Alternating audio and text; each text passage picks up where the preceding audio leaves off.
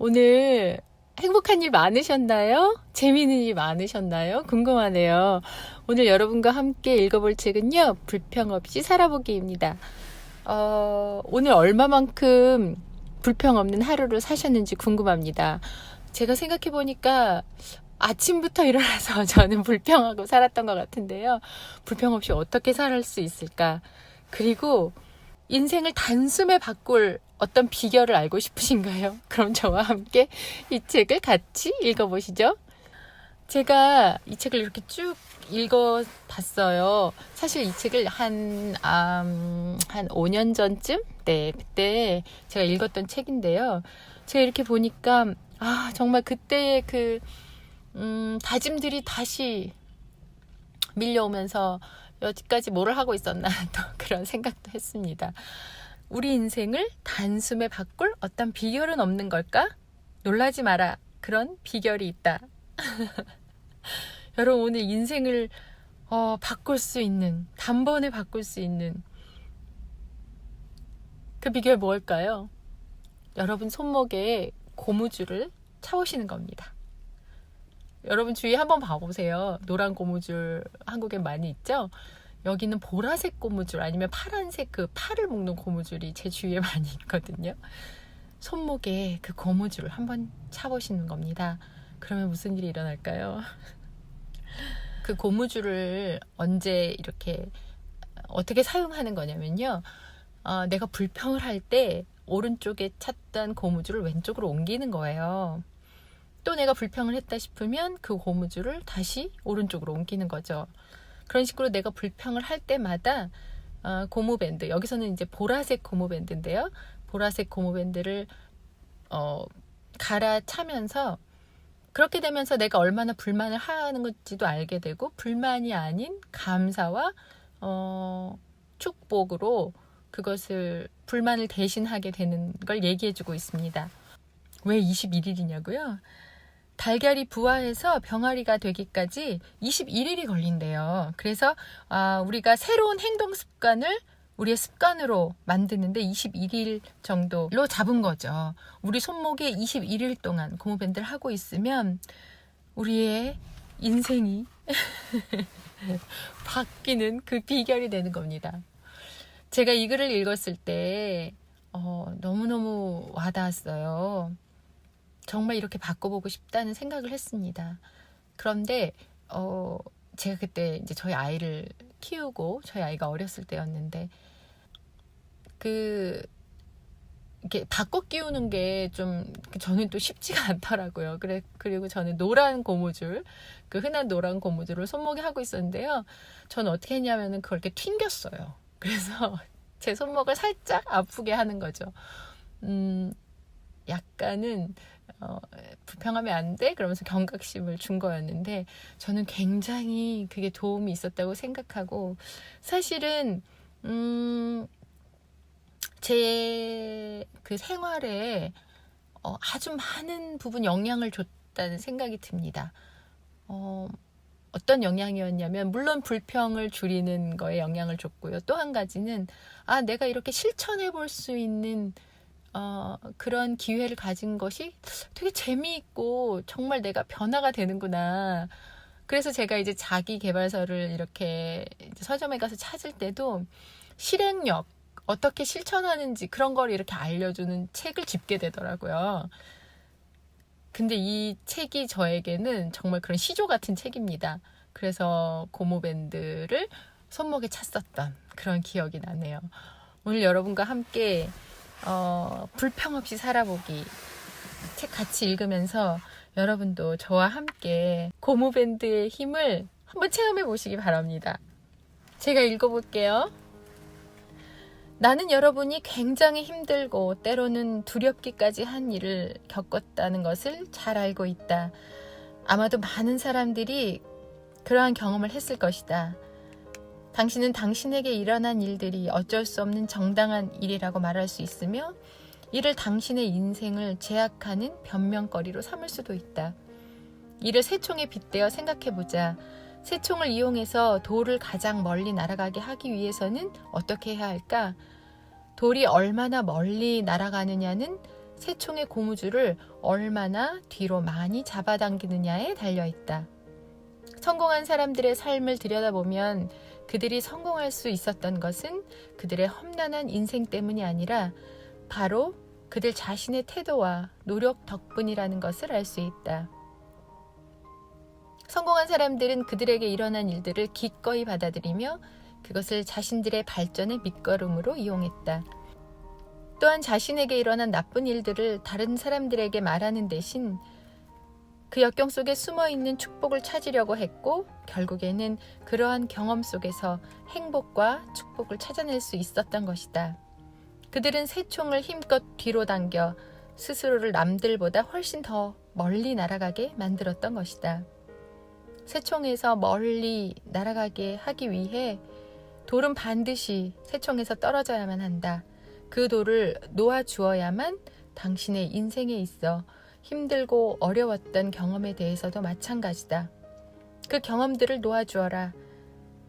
내 첫 번째 아내인 리제는 내가 가장 불안정인 사람이기 때문에 나를 떠난다고 말했다. 그녀의 말대로 당시 나는 매우 불안정한 심리 증세를 보였으며 그 때문에 그녀를 기진맥진하게 만들었다. 나는 끊임없이 그녀의 인정과 확인을 기대했다. 이제야 나는 내가 왜 그랬는지 알게 되었다.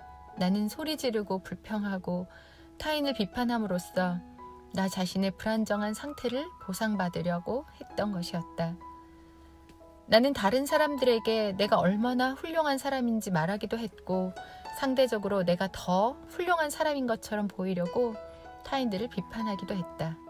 나 자신이 병들어 있으면서 그것을 타인에게 전가시키고 있었던 것이다. 명심하라. 타인을 아프게 하는 사람은 그 자신이 아픈 사람이라는 것을.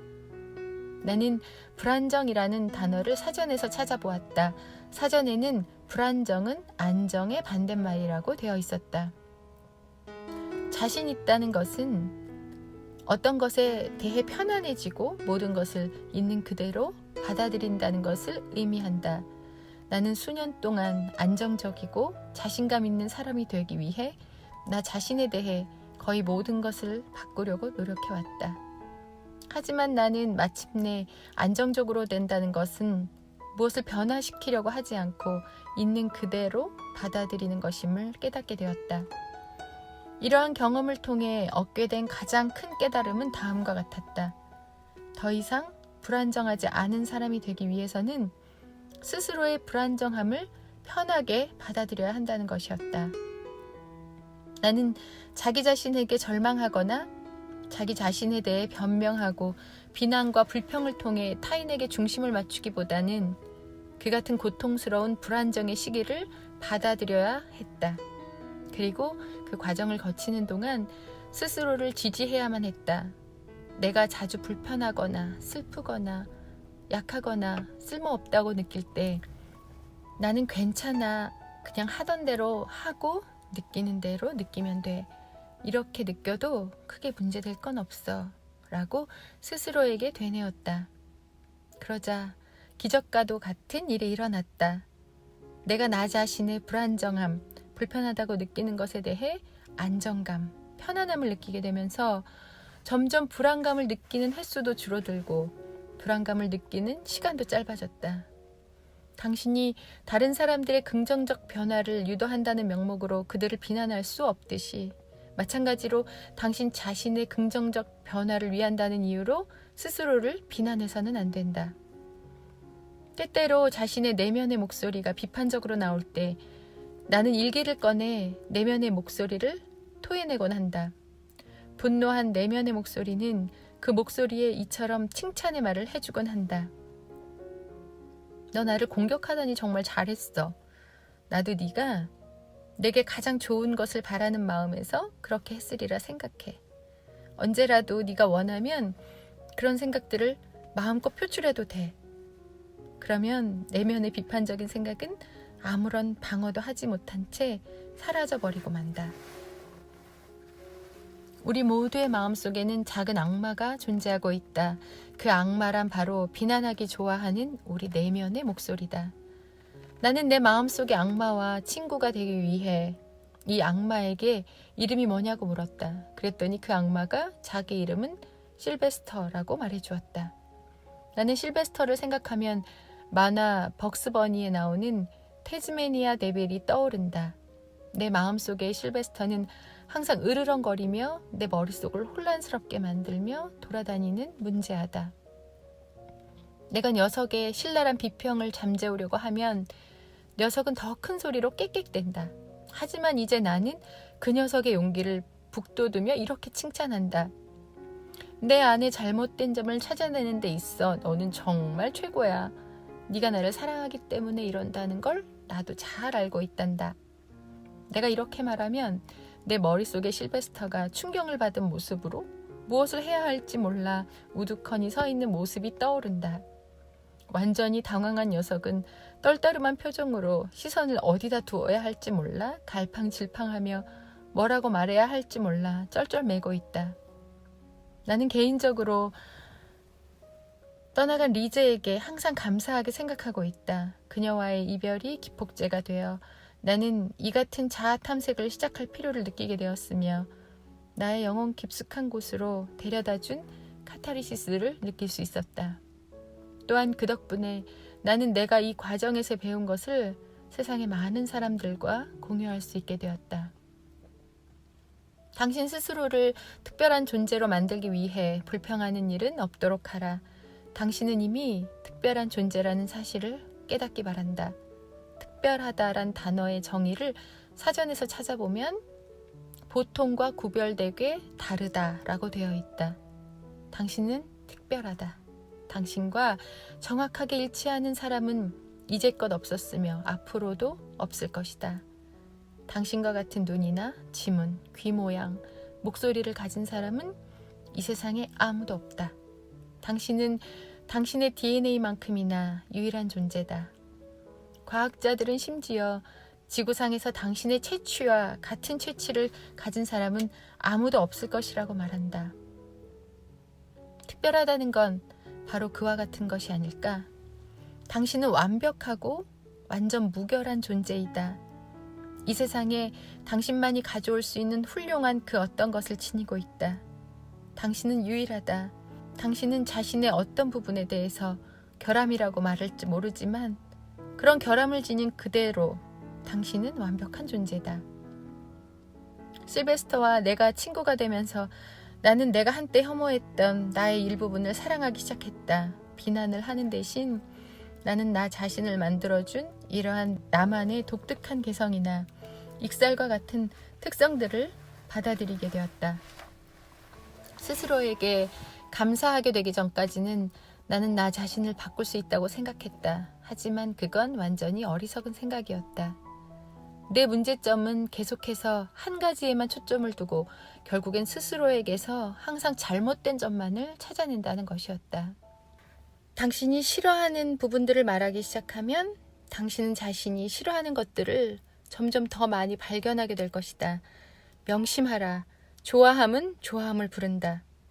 당신이 자기 자신에 대해, 타인에 대해, 당신의 전반적인 상황에 대해 감사하면 감사할수록 당신의 삶에 더 많은 즐거움이 찾아올 것이다. 좋아함은 좋아함을 부르고요. 감사함은 감사함을 부르고요. 싫어함은 점점 더 싫어하는 것을 발견하게 된대요. 이 책에 보면요. 불평을 줄이는 그 단계들이 나와요. 어떤 단계를 거쳐서 불평이 줄어들게 되냐면요. 처음에는 의식하지 못하고 불평하는 단계, 두 번째는 의식하면서 불평하는 단계, 세 번째는 의식하면서 불평하지 않는 단계, 그리고 의식하지 않아도 불평하지 않는 단계. 여러분 지금 어느 단계 속에 계신가요? 의식하지 못하고 불평하는 단계, 그 단계가 가장 많은 우리의 모습일지도 모르겠습니다. 그냥 우리가 불평을 아무 생각 없이 하게 되니까요. 그런데 고무줄을 제 손목에 차는 순간 우리가 그것 불평하는 것을 의식하게 되고요. 그 불평하는 친구를 여기는 실베스터라고 윌 보엔이 이름 짓고 그 불평하는 친구를 인정하기 시작했잖아요. 그리고 그 친구를 인정하고 그 친구에게 역시 칭찬을 해주면서 불평을 줄여가는 그런 노력을 했던 거죠. 그리고 결국에는 그 습관이 우리를 정말 의식하지 않아도 불평하지 않는 단계로 만들어준다는 겁니다. 여러분 오늘 손목에 아무 고무줄이나 한번 차보세요. 그 고무줄 하나가 얼마나 여러분 인생을 바꿔놓을 수 있는 귀한 고무줄인지 발견하게 되실 겁니다. 저도 오늘 다시 고무줄을 손목에 다시 차보려고 합니다. 저는 파고무줄 파란색을 차게 될 것 같은데요. 그 고무줄이 오늘 또 저에게 불평을 줄여주고 21일이면 3주잖아요. 3주 동안 또 제 삶을 다시 한번 바꿔줄 수 있는 그런 계기가 될 걸 확신합니다. 여러분 저와 함께 고무줄 찾아서 한번 해보세요. 오늘도 저와 함께 책 읽어주셔서 감사하고요. 여러분 삶에 생각지도 못했던 좋은 일들이 많이 일어나고 좋은 사람들을 많이 만나고 생각지도 못했던 기적이 막 일어나길 마음을 다해 여러분을 응원하겠습니다. 여러분 화이팅 하세요. 또 만나요. 안녕히 계세요. 감사합니다.